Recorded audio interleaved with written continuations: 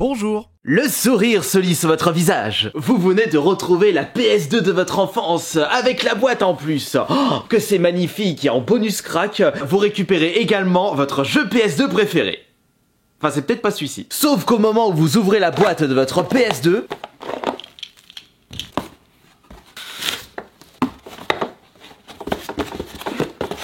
vous vous rendez compte qu'il manque quelque chose de très important. Vous avez les câbles, vous avez la bécane, mais vous avez pas de manette. Ah, mais quelle miséricorde! Je vais pas pouvoir jouer à la PS2! Mais c'est grand!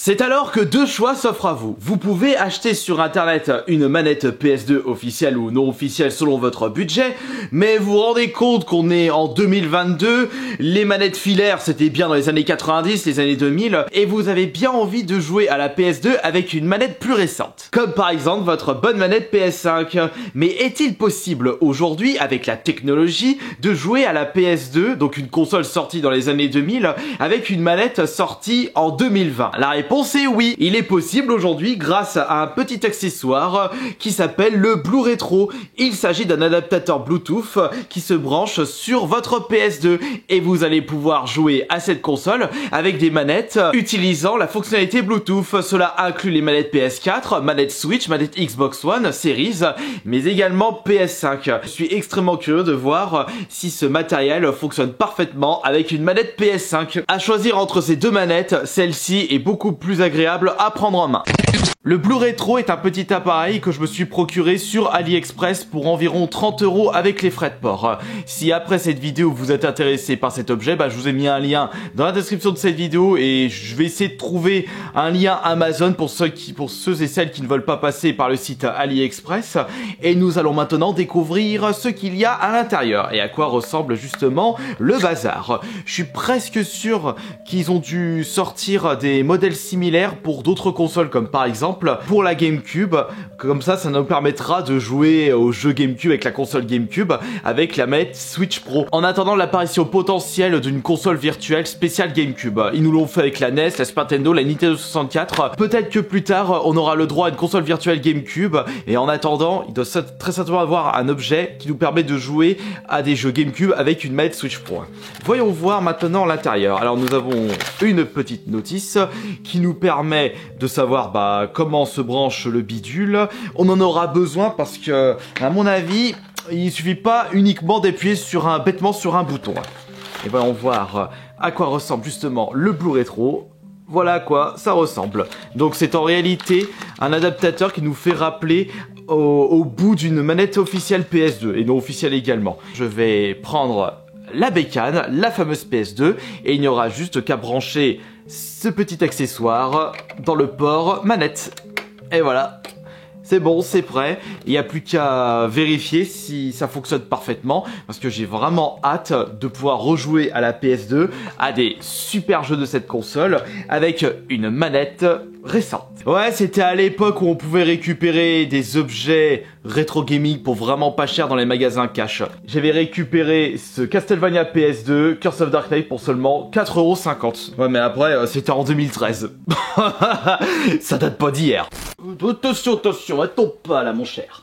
Ah, j'ai pas envie de tout faire cabosser. Allez hop là, ouh, on va refaire une petite partie de PS2. Ouais, je sais plus c'est quand la dernière fois que j'avais fait un test de console trouvant en vide-grenier. Ça fait penser qu'il faudrait que je vous fasse le test de la Wii U trouvant en vide-grenier.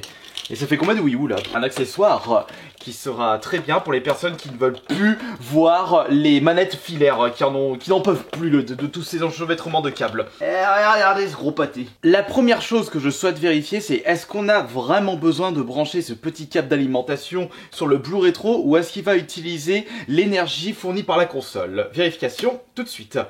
On allume, ouais, c'est bon, on allume ça. On vérifie s'il n'y a pas une surprise du chef dedans. Non, il n'y avait pas de surprise, de toute façon j'avais déjà vérifié. Ah bah non, j'ai pas besoin du câble, puisque regardez, il vient de s'allumer juste à l'instant. C'est parfait. AV3 mon cher, AV3. Non, c'est pas ça que je veux. L'instant de vérité, peut-on jouer à la PS2 avec une manette PS5 en passant par le Blue Retro? On va juste connecter ça, donc il faut que je le synchronise. Pour le synchroniser, il faudrait que je fasse ça.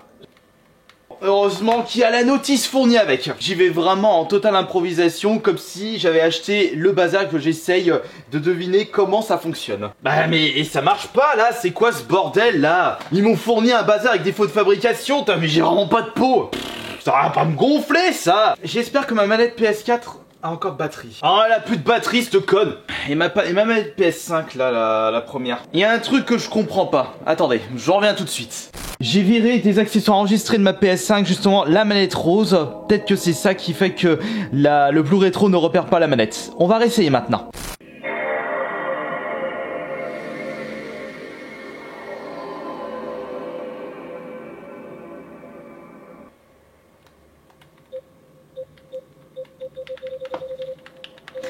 Voilà, ceci explique cela. C'est parce que la manette était connectée à la PS5 et du coup je ne pouvais pas la connecter sur un autre appareil utilisant un Bluetooth. Bon bah, génial. On va mettre notre jeu.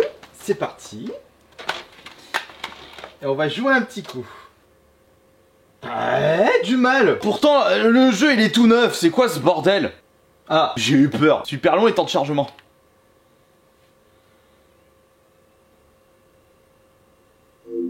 Ça va me permettre de découvrir pour la première fois ce fameux Castlevania Curse of Darkness. Et je ne possède pas que celui-ci en Castlevania, il y a aussi le premier de la PS2. Est-ce qu'il est mieux que le Castlevania 4 sur Super Nintendo? Oh, je pense qu'il est mieux que les Castlevania sur 360 PS3.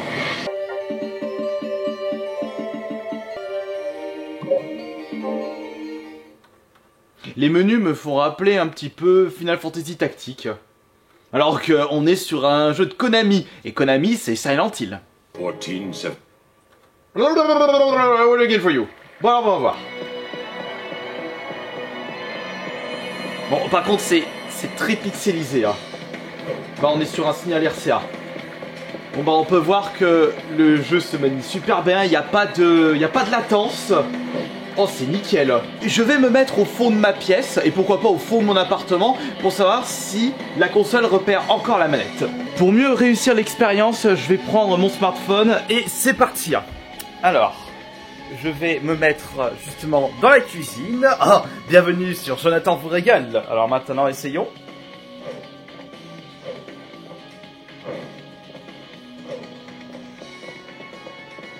Très bonne distance. Maintenant, dans la pièce du fond, c'est-à-dire la pièce ASMR.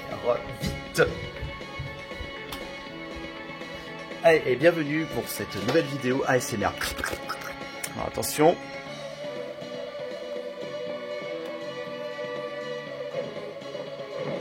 J'entends le bidouille qui saute. Ben, en ce qui concerne la distance, c'est nickel, c'est parfait. Et ben là, je valide.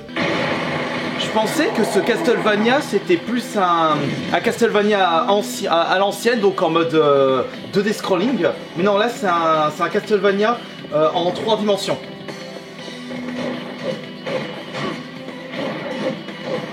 On va dire que le premier Castlevania en 3 dimensions que j'avais joué, c'était la version 64. Bon tiens, il y a une bonne musique. Il a l'air d'être bien ce jeu. C'est ça qui me manque quand même. Rien que le fait de jouer à ce jeu, la bande son me met dans l'ambiance. Alors qu'il n'y a plus des sons comme ça, des musiques épiques comme ça. C'est ça qui est décevant dans les jeux de maintenant. Oh, ça sent le boss. Non, plein de noces.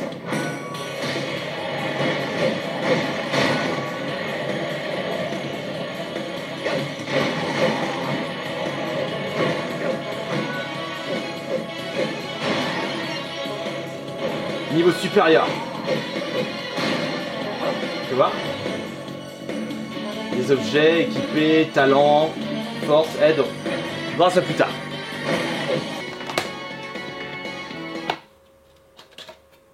Ah bah. Eh bah. On peut dire que ça, c'est un véritable petit bijou de technologie. Avec ce petit appareil, comme vous avez pu le constater dans cette vidéo, vous pouvez jouer à la PS2 avec votre manette PS5. Et même avec votre manette Xbox, votre manette Switch. Enfin, toutes les manettes que vous pouvez utiliser en Bluetooth. Il faudrait que je regarde sur internet s'il n'existe pas d'autres modèles de ce petit appareil, mais pour des consoles. Pour d'autres consoles, c'est-à-dire comme la GameCube ou la Dreamcast, parce que c'est vrai que la Dreamcast, tu regardes la gueule de la manette, t'as bien envie de jouer à des jeux Dreamcast avec une manette PS5 ou une manette Switch Pro. Je rappelle que cet objet est également compatible avec la PS1, donc vous pouvez jouer à vos jeux PS1 sur votre PS1 avec la manette PS5. Après, dans notre cas, on n'a pas besoin de tester des jeux PS1 parce que la PS2 est rétrocompatible avec les jeux PS1.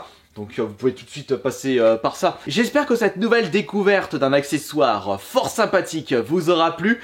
Et n'oubliez pas que si vous désirez vous procurer cet objet, vous avez les liens dans la description de cette vidéo. Allez, je vous fais d'excellents bisous. Je vous remercie beaucoup de votre présence. Et on se retrouve plus tard pour la prochaine vidéo. Allez, bisous. C'était Astarion le Bon.